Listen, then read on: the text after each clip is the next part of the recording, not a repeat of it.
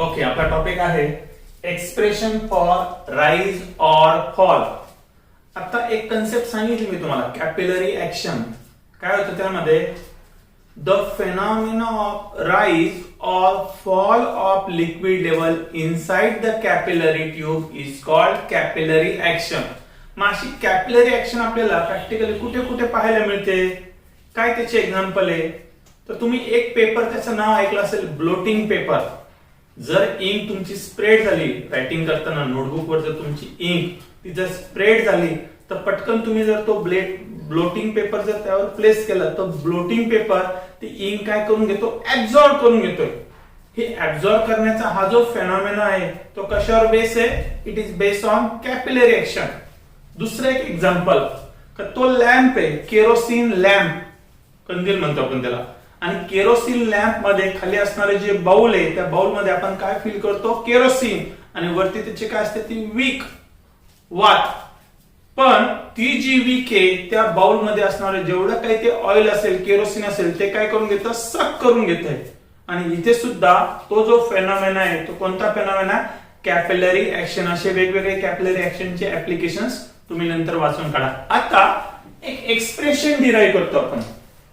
किती एक्झॅक्ट ती राईज होईल, किती हाईट असेल, आणि ते कोणत्या कोणत्या फॅक्टरवर डिपेंड असेल, तर त्यासाठी एक अरेंजमेंट करू आपण. हा तो लिक्विड कंटेनर, यामध्ये लिक्विड, आणि ती कॅपिलरी काय केली? डीप.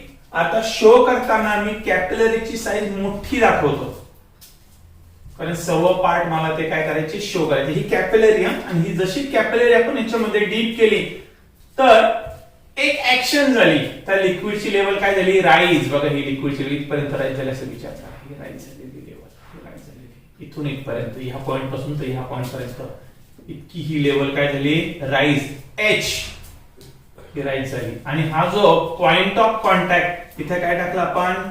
टँजंट. जसं या साईडला पण टाकू शकतो आपण टँजंट. आणि ते तयार झाला तो अँगल ऑफ कॉन्टॅक्ट थिटा. ही जी कॅपिलरी ट्यूब, त्याला डायमीटर असेल, म्हणजे त्याला काय असणार आहे? रेडियस पण असेल. जे लिक्विड घेतलं त्याला काय असणार? त्याची डेन्सिटी असेल. आता एक्सप्रेशन साठी जे जे फॅक्टर लागतील ते मांडून घेतो मी. So let us consider, let R, पहिला पॅरामीटर कोणता घेतला आपण? R, radius of capillary tube. जशी ती कॅपिलरी आपण डीप केली, तर यामध्ये त्याची ऍक्शन कोणती झाली? सध्या राईज ऍक्शन झाली असं कन्सिडर करा. तुम्हाला एक कुठला तरी फेनॉमेना लक्षात राहिला, तर सेम फेनॉमेना तुम्ही दुसऱ्या केस साठी अप्लाय करू शकता, फॉल साठी. फक्त एकामध्ये पॉझिटिव्ह, तर दुसऱ्यामध्ये तो निगेटिव्ह अँगल लक्षात ठेवायचा. आर नंतर एच. एच म्हणजे काय? Height or rise of liquid level. पुढचा फॅक्टर आहे तो रो. कोणता पण लिक्विड घेतो, लिक्विड टू लिक्विड त्याची डेन्सिटी काय होते? Change. So rho is nothing but density of liquid. G हा कॉमन फॅक्टर आहे, ऍक्सलरेशन ड्यू टू ग्रॅव्हिटी. आणि इथे शो केलाय तो theta is nothing but angle of contact. आता इथे जो आहे हे काय आहे? लिक्विड असल्यामुळे इथे असणारे सरफेस टेन्शन टी, आणि ती काय असणारे? रिएक्शन. न्यूटनचा third law, every action has equal and opposite reaction. तर हेच टेन्शन ते कशाचं काम करणार आहे? As a reaction. कारण त्या लिक्विडला वेट आहे, ते वेट कुठे असणार आहे? In the downward direction. आणि त्याला बॅलन्स कोण करतो? तो टेन्शन, नॉर्मल रिएक्शन. आता किती असेल त्याची व्हॅल्यू, ते आता कॅल्क्युलेट करून घेऊ. सुरुवातीला फाइंड आउट करू total upward force.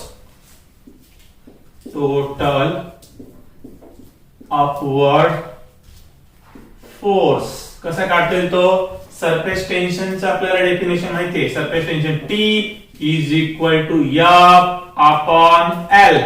Therefore, total upward force F is equal to T into L. आता L म्हणजे लेंथ, आता याचा जर सेक्शन सेपरेट दाखवला इथे मी दाखवतो बघा रिंग. आता या केस मध्ये हा जो टी येतो काय केलं तर रिझॉल्व्ह केला होता. हा अँगल थीटा आहे, हा रिझॉल्व्ह केला. ऑपोजिट अँगल आपण किती असेल थीटा. म्हणजे याचे जे कॉम्पोनंट आहे, किती कॉम्पोनंट मिळतील, या बाजूला मिळणार, या बाजूला मिळणार तो टी कॉस थीटा आणि या बाजूला मिळणार तो टी साइन थीटा. इकडे पण सेम. याला जर रिझोल्युशन केलं तर अपवर्डला हा मिळतो टी कॉस थीटा आणि हा हॉरिझॉन्टल असेल टी साइन थीटा. ठीक आहे. आता हे जे साइन थीटा कॉम्पोनंट आहे यांचे डायरेक्शन कशा आहे, अपोजिट आहे. एक राईटला ते एक लेफ्टला. एकमेकांना काय करून टाकतील ते कॅन्सल कॅन्सल कॅन्सल. म्हणजे जेवढे हॉरिझॉन्टल कॉम्पोनंट ते सर्व काय होऊन गेले कॅन्सल. फक्त कोणते राहतील, व्हर्टिकल कॉम्पोनंट. म्हणजे इथे हा कॉम्पोनंट दाखवला, हा आहे तो टी कॉस थीटा. इथे पण किती दाखवला, हा टी कॉस थीटा. पण 3 डायमेन्शन मध्ये जर तुम्ही तो रिंगचा सरफेस घेतला, इथे पण सर्व साइडला असे असतील ते T cos theta T cos theta T cos theta इतके कॉम्पोनंट. टोटल किती असतील, जेवढा सर्कम्फरन्स असेल तेवढ्या टाइम्स सर्कम्फरन्स टाइम्स तो टी कॉस थीटा. ती असणार आहे त्या टी ची value. So F is equal to किती असेल तो टी इंटू 2 पाय आर आणि तो कॉम्पोनंट आहे मग त्याला आपण टी कॉस थीटा तेवढ्या times T cos theta into times. इथे मी चेंज करतो. एल ची व्हॅल्यू किती, टी न घेता याचा कॉम्पोनंट टी कॉस थीटा आणि एल म्हणजे काय 2 पाय आर. हे जर एकत्र लिहिलं तर F is equal to 2 pi r T cos theta. याला मी रिप्रेझेंट केलं इक्वेशन नंबर 1. आता दुसरा पार्ट. सेकंड पार्ट मध्ये त्या लिक्विडचं जे वेट आहे ते कुठे असेल, डाऊनवर्ड डायरेक्शनला. सो टोटल डाऊनवर्ड फोर्स म्हणजेच काय असेल, वेट ऑफ लिक्विड. वेट कसं काढता, m into g is equal to density mass आणि व्हॉल्यूम यांचं रिलेशन माहिती आहे. Density equal to mass upon volume. So mass is equal to volume into density. Volume into density into g is equal to हा काय आहे, force आहे बरं का. वेट म्हणजेच काय असणार आहे, फोर्स. पण कुठल्या डायरेक्शनला, डाऊनवर्डला. व्हॉल्यूम, कोणाचा व्हॉल्यूम घ्यायचा, ती जी कॅपिलरी ट्यूब आहे त्याचा शेप कसा आहे, cylindrical shape. So volume of cylinder तो फॉर्म्युला यूज करावा लागेल आणि तो आहे पाय आर स्क्वेअर एच. हा व्हॉल्यूम इंटू डेन्सिटी किती आहे, रो इंटू जी. याला मी रिप्रेझेंट केलं इक्वेशन नंबर 2. हा टोटल अपवर्ड फोर्स, हा काय टोटल डाऊनवर्ड फोर्स. आता इक्विलिब्रियम कंडिशन मधून फ्रॉम इक्वेशन 1 and 2 दोघं कसे पाहिजेत, इक्वल. फ्रॉम इक्वेशन 1 and 2 ते लिहिणार आता 1 ची right side 2 pi r T cos theta is equal to याची right side pi r square h rho into g. काय काय कॅन्सल होण्यासारखं आहे, pi pi cancel, single r r cancel. ठीक आहे. आता इथे राहिलं 2t cos theta is equal to r h rho g. एकदा हाईट साठी लिहिणार आणि एकदा टेन्शन साठी. देअरफॉर जर h साठी फॉर्म्युला काढायचा असेल h इक्वल टू तर हा होतो 2t cos theta upon r rho g. इतका तो राईज होईल किंवा फॉल होईल. आणि जर सरफेस टेन्शन काढायचं असेल or t is equal to r h rho g त्याला हा डिवाइड होईल. काय डिवाइड होईल, 2 cos theta 2 cos theta. असे हे दोन इम्पॉर्टंट फॉर्म्युले. यावरचे वेगवेगळे प्रॉब्लेम आपल्याला सॉल्व्ह करायचे. प्रत्येक सांगतो काय फॉर्म आला, h is equal to 2t cos theta upon r rho g or t is equal to r h rho g upon 2 cos theta. याला म्हणलं तर असेंट फॉर्म्युला. यावरचे काही प्रॉब्लेम आपण नंतर सॉल्व्ह करणार आहोत. ओके.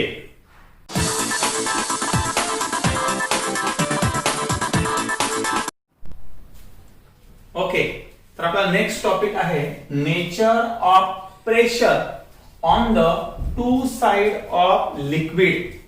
मी सांगितलं ना आधी पण तुम्हाला, लिक्विड टू लिक्विड प्रत्येक लिक्विडचा जो सरफेस आहे तो सेम राहत नाही.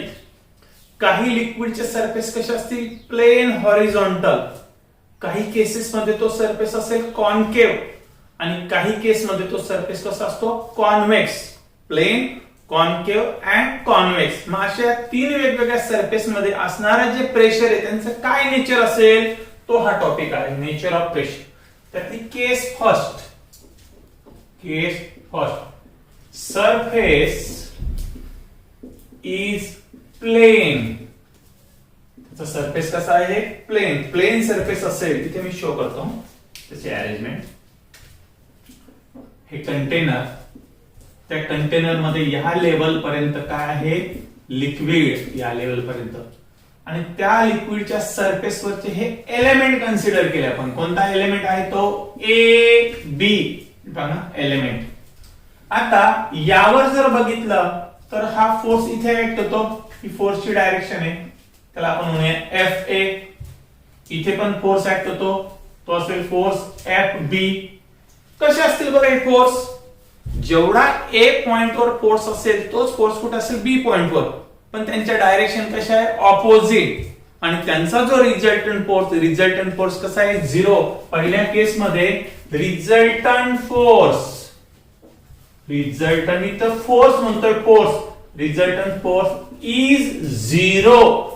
आणि रिझल्टंट फोर्स 0 असल्यामुळे the pressure on both the side will be equal. अगोदर फोर्सची कन्सेप्ट सांगितली आणि नंतर कोणती कन्सेप्ट सांगितली, प्रेशरची. So when the surface of liquid will be plane, it means that pressure on both side will be equal. दोन्ही बाजूचं जे प्रेशर असतं ते प्रेशर कसं असतं, इक्वल. म्हणून तो तसा सरफेस तयार होतो. केस सेकंड. आता सेकंड केस स्टडी करू. केस सेकंड केस मध्ये, if the surface of liquid is concave, त्याची अरेंजमेंट केस मध्ये हे दाखवतो. हा सरफेस दाखवला, कॉन्केव्ह सरफेस. हा एक पॉइंट, हा दुसरा पॉइंट. कॉन्केव्ह मध्ये हा फोर्स, या फोर्सेसच्या डायरेक्शन, हा पण अप आहे, हा पण अप आहे, इन्क्लाइन. यांचा जो रिझल्टंट फोर्स म्हणतो मी, the resultant force acting in upward direction. जसं इथं रिझल्टंट फोर्स कसा होता, 0. इथं म्हणणार आपण resultant force is acting vertically in upward direction. आता फोर्स जर अपवर्ड असेल तर त्याला बॅलन्स कोण करतो, pressure. So pressure on this concave side, is greater than pressure on other side. ह्या केस मध्ये दोन्ही साइडला असणारं प्रेशर हे सेम राहत नाही. मग कुठलं प्रेशर जास्त असतं, pressure on concave side is greater than pressure on other side. इकडचं प्रेशर कमी, इकडचं प्रेशर जास्त असेल तर ऑटोमॅटिकली त्या सरफेसला कोणतं नेचर मिळतं, कॉन्केव्ह नेचर मिळतं. ही सेकंड केस. आता केस नंबर 3. केस थर्ड केस मध्ये सरफेस इज कॉन्व्हेक्स. पहिल्या केस मध्ये सरफेस कसा होता, प्लेन. सेकंड केस मध्ये सरफेस कसा आहे, कॉन्केव्ह. आता थर्ड केस मध्ये, आता शो करताना मी जास्त प्रमाणात दाखवतोय, ऍक्च्युअली एवढं जास्त कॉन्व्हेक्स राहत नाही तो, पण ती कन्सेप्ट क्लिअर होण्यासाठी दाखवलंय मी, एवढा सरफेस दाखवतो. हे दोन पॉइंट, हा एलिमेंट ऍक्च्युअली एबी प्रत्येक वेळेस हा एबी काय घेतला आपण, तो एलिमेंट समजण्यासाठी. मग ए वरचा जो फोर्स आहे त्याची डायरेक्शन दाखवली, बी वरचा जो फोर्स आहे त्याची डायरेक्शन दाखवली, आणि हा आहे त्यांचा रिझल्टंट फोर्स. तिन्ही केस मध्ये असणारे रिझल्टंट फोर्स चेंज झाले. पहिल्या केस मध्ये रिझल्टंट फोर्स किती होता, 0. दुसऱ्या केस मध्ये resultant force is acting vertically upward. Third case मध्ये the resultant force is acting vertically in downward direction. Acting, आता डायरेक्ट लिहितो, acting vertically डाऊनवर्ड डायरेक्शन. पण हा जर फोर्स डाऊनवर्ड असेल तर त्याला बॅलन्स कोण करतं? प्रेशर. म्हणजे इथला जो प्रेशर आहे या प्रेशरची व्हॅल्यू जास्त आहे, अदर एंडची प्रेशरची व्हॅल्यू कशी आहे? कमी. So pressure on this, pressure on this side ही कमी, हाई जास्त ऍक्च्युअली ही जास्त आहे. सो इथे लिहू शकतो आपण. So pressure on convex side, ही side, pressure on convex side is less than pressure on other side. Other साइडचं प्रेशर हे जास्त आहे, याचं प्रेशर कमी आहे, म्हणून असं शेप येतो त्याला. ह्या झालाय 3 कन्सेप्ट. टॉपिक होता आपला नेचर ऑफ प्रेशर. एकदा समरी, एकदा ब्रीफ मध्ये सांगतो. ज्या वेळेस प्लेन सरफेस असेल तर प्लेन सरफेसला दोन्ही एंडला असणारं प्रेशर हे कसं असतं? Equal. Pressure at both the end, both the side will be same. जर कॉन्केव्ह सरफेस असेल तर त्या केसमध्ये directly pressure on concave side is greater than pressure on other side. आणि finally if the surface of liquid is convex, then pressure on other side is greater than pressure on convex. किंवा असं पण लिहू शकतो तुम्ही, pressure on convex side is less than pressure on other side. Okay.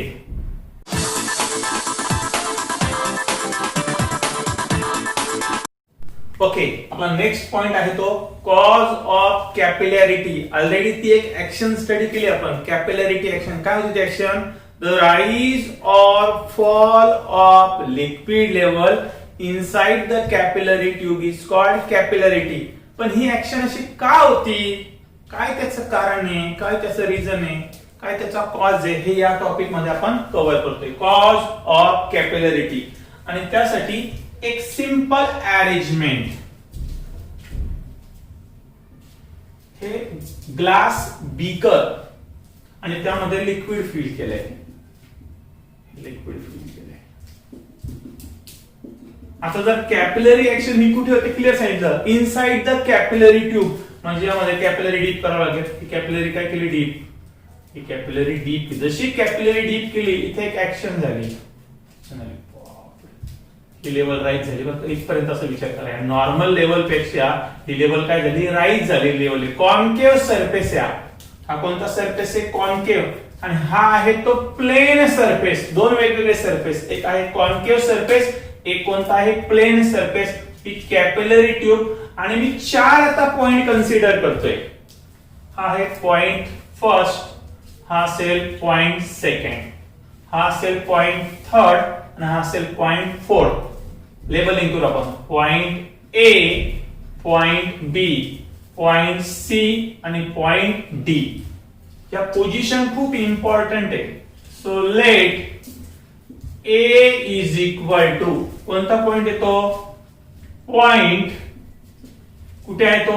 Inside the capillary tube. तर point inside the capillary. आणि तो surface कसा आहे? Curve surface. inside the capillary on curved surface. on म्हणजे तो इनसाइडला पण आहे किंवा above the curved surface. point inside the capillary tube above the curved surface. आता हा सेकंड पॉइंट घेतोय. बी कसा पॉइंट आहे? Inside the capillary. तो पण कॅपिलरीच्या इनसाइडलाच आहे, पण फरक काय आहे? बिलो. हा होता अबो, हा कसा आहे? Below the curve surface. आता त्यांच्या पोझिशन समजल्या. नेक्स्ट पॉइंट कडे आपण थर्ड पॉइंट कन्सिडर केला. सी इज इक्वल टू तो कसा आहे? आता इनसाइड नाही, आउटसाइड द कॅपिलरी. आणि तो कुठे आहे? त्या लेवलच्या अबो. कोणता सरफेस आहे? Plane surface. Above the plane surface. बघा ए आणि सी हे जे 2 पॉइंट यांचं लोकेशन खूप चेंज होत आहे. इथे आहे तो इनसाइडला, इथे आहे आउटसाइडला. जरी दोघे अबो असतील पण इथला आहे तो कर्व सरफेस आणि इथला कोणता आहे तो प्लेन सरफेस. आणि लास्टचा जो पॉइंट आपण कन्सिडर करतोय डी इज तो सुद्धा कसा आहे आउटसाइड द कॅपिलरी आणि तो कुठे आहे बिलो दी कोणता सरफेस आहे तो प्लेन सरफेस. म्हणजे आता कन्क्लुजन असं काढता येईल दोन टाइपचे सरफेसेस शो केले, एक आहे कर्व सरफेस दुसरा आहे प्लेन सरफेस. 4 पॉइंट पैकी 2 इनसाइडला असतील तर 2 आउटसाइडला, दोघांमध्ये एक अप असेल तर एक डाऊन असेल, एक अप असेल तर एक डाऊन असेल. तर ही त्या 4 पॉइंटची काय केली आपण कॅटेगरी. आता प्रत्येक पॉइंटवर काय असणार आहे प्रेशर. ए पॉइंटला पण प्रेशर असेल, बी पॉइंटला, सी पॉइंटला, डी पॉइंटला. ते कसं रिप्रेझेंट करणार again PA PB PC and PD be the respective pressure at point A, at point B, at point C and at point D. प्रत्येक पॉइंटला असणार त्याचं जे प्रेशर जरी व्हॅल्यू माहिती नसेल तर आपण कशाने रिप्रेझेंट करतो PA pressure at point A, PB pressure at point B, PC pressure at point C and PD pressure at point D. आताच आपण प्रेशरची कन्सेप्ट घेतली, आता ती अप्लाय करू आणि त्यावरनं कन्क्लुजन काढू. काय कन्सेप्ट सांगितली होती प्लेन सरफेस असेल तर दोन्ही साइडला असणार प्रेशर कसं असतं सेम. कॉन्केव्ह सरफेस असेल तर pressure on concave side is greater than pressure on other side. आता इथे आपण फक्त कॉन्केव्ह सरफेस दाखवला त्यामुळे कॉन्व्हेक्सचा फेनॉमेना इथे यूज करण्याची गरज नाही. हीच ऍक्शन जर तुम्ही ती लेवल डाऊन होत असेल त्याच्यासाठी एक्सप्लेन करायची असेल तर हा सरफेस कसा दाखवायला लागेल तुम्हाला कॉन्व्हेक्स. मग ती प्रेशरची कन्सेप्ट यूज एका वेळेस एकच कुठली तरी कन्सेप्ट यूज करू. आपण इथे यूज करणार कॉन्केव्हची कन्सेप्ट. सो फ्रॉम फिगर आता ए पॉइंट आणि सी पॉइंट दोघं कशा आहे अबोव द लिक्विड सरफेस आणि म्हणजे त्यावर ऍक्ट होतो तो ऍटमॉस्फिअरिक प्रेशर. दोघांसाठी तो कसा असणार आहे same. So PA is equal to PC. त्याला मी दिलं इक्वेशन नंबर 1. त्याचं कारण आहे ऍटमॉस्फिअरिक प्रेशर. ओके. आता हा जो सरफेस हा कसा आहे हो प्लेन जर सरफेस असेल तर दोन्ही साइडला असणारं जे प्रेशर ते कसं असतं equal. So pressure at point C must be equal to pressure at point D. Pressure at point C is equal to pressure at point D. याला मी दिलं इक्वेशन नंबर 2. आता इथे बघा PA is equal to PC and PC is equal to PD.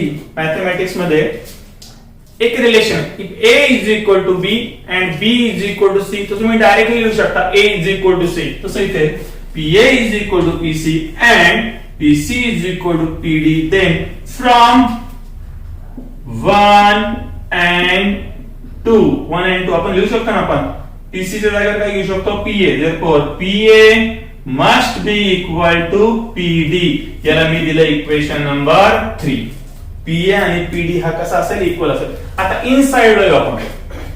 Inside the capillary tube. Inside the capillary tube. आता इनसाइडला जर बघितलं तर हा जो सरफेस आहे हा कसा आहे कॉन्केव्ह सरफेस. आणि कॉन्केव्ह सरफेस मध्ये ए पॉइंट आणि बी पॉइंट दोघांवर असणारा प्रेशर हे इक्वल राहणार नाही. काय कन्सेप्ट होती pressure on concave side is greater than pressure on other side. जर हा कॉन्केव्ह सरफेस असेल तर आपण म्हणू शकतो PA must be greater than PB. बरोबर. आता पीए ची काय व्हॅल्यू आहे पीडी ही जर आपण इथे पुट केली देयरफॉर पीए म्हणजे काय PD must be greater than PB असं असायला पाहिजेत. The pressure at point D must be greater than pressure at point B. पण आता हे दोन्ही पॉइंट कसे आहेत बिलो द सरफेस आहे आणि बिलो द सरफेस असेल तर त्यांचं प्रेशर काय झालं पाहिजे मेंटेन राहिलं पाहिजे. मग आता काय त्यासाठी इक्विलिब्रियम जर अचीव करायचं असेल आणि ही जर कंडिशन करायची असेल तर त्या केसमध्ये काय होतं यांचं प्रेशर मेंटेन करण्यासाठी दोन्ही प्रेशर इक्वल येण्यासाठी the liquid inside the capillary tube must rise. हे कुठपर्यंत राईज होईल till both the pressure will become same.